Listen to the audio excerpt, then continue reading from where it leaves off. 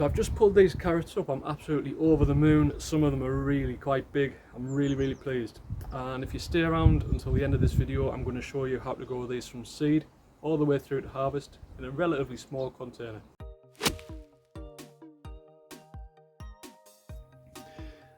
I'm using a 50-50 mix of molehill soil and sand, but compost from last year's tubs and containers are ideal.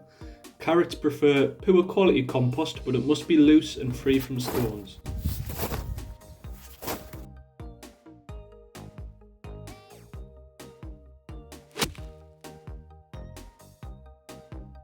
Carrot seed is quite small, so take your time when sowing.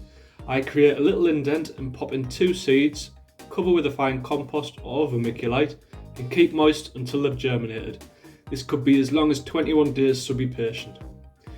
The temperature was really warm shortly after sowing, so these only took 10 days.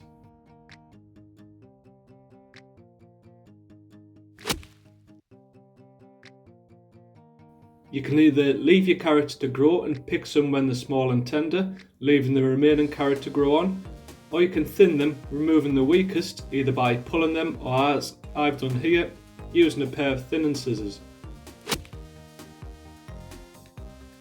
Once they're around 4 inches tall, they get 1 of these milk cartons per week.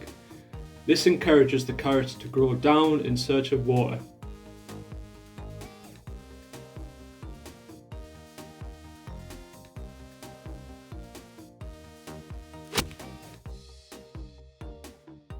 You can pull your carrots whenever you like, but a telltale sign they're ready is when they're starting to push up through the soil.